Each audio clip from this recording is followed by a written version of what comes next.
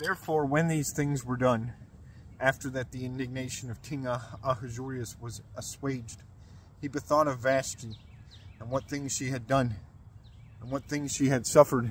And when the servants and the ministers of the king said to him, Fair damsels and virgins, be sought to the king, and be there men sent forth, which should behold by all provinces damsels who be fair and virgins, and bring they them to the city of Susa, and betake they them into the house of women, under the keeping of Haggai, the honest servant and chaste, the which is the sovereign and keeper of the king's women, and take those damsels ornaments of women, and other things needful to their uses.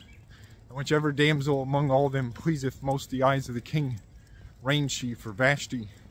And this word pleased the king, and he commanded to be done so, as they counseled.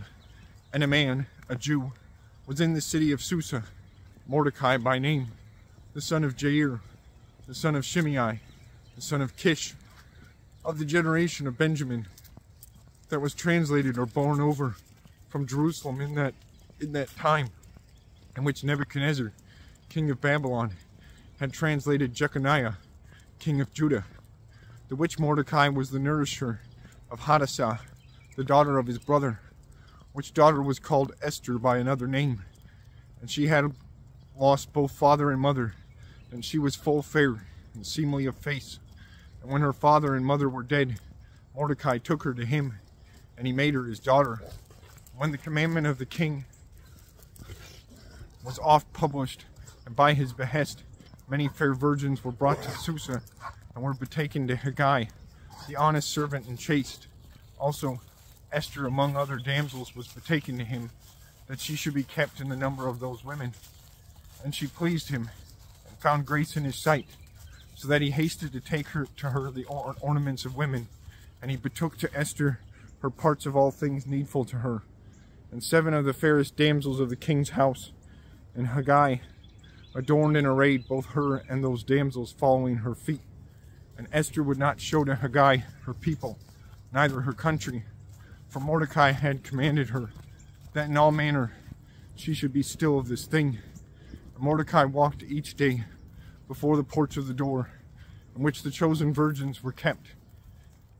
And he did care of the health of Esther, and would know what befell to her. When the time of all the damsels by order was come, that they should go into the king, when all things were fulfilled that pertained to women's attire, the 12th month was turned, so only that they were anointed with the oil of myrrh by 6 months, and by another 6 months they used some pigments and sweet-smelling ointments.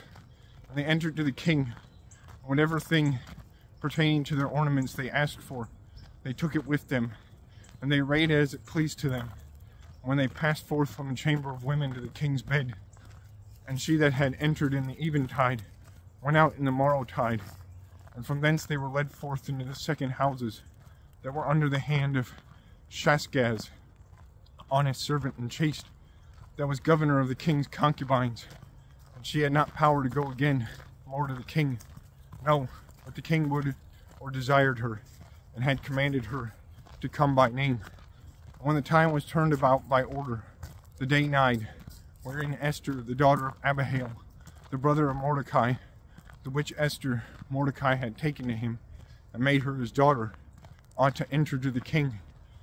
And she asked not for women's ornaments, but whatever things Haggai, the honest servant and chaste, and keeper of the virgins, would, he gave these things to Esther to her ornament, for she was full shapely, and of fairness that may not lightly be believed. And she was seen gracious and amiable to the eyes of all men. Therefore she was led to the bed of the king Ahasuerus in the 10th month, which is called Tebeth, in the 7th year of his realm. And the king loved Esther more fervently than all women, and she had grace and mercy before him over all other women. And he set the diadem, or crown, of the realm of her head, and made her to reign in the stead of Vashti. And he commanded a full worshipful feast to be made ready to all his princes and servants for the joining together in the weddings of Esther. And he gave rest, that is, releasing of tribute, to all provinces, and gave gifts, after the worshipful or honorable doing of a prince. And when virgins were sought also the second time, and were gathered together, Mordecai dwelled at the gate of the king, and Esther had not yet showed her country and her people by the behest of Mordecai. For why, whatever thing he commanded, Esther kept, and she did so then all things, as she was wont in that time, in which he nourished her as a little child.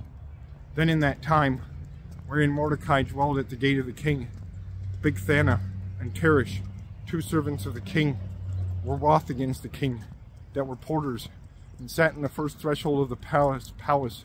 They would rise against the king and slay him, which thing was not hid from Mordecai. And anon Mordecai told this to the queen Esther, and she told it to the king in the name of Mordecai that had told that thing to her. And it was sought, and it was found sooth, and either of them was hanged in a gibbet. And this was commanded to be written in the stories, and it was taken to the book of years before the king.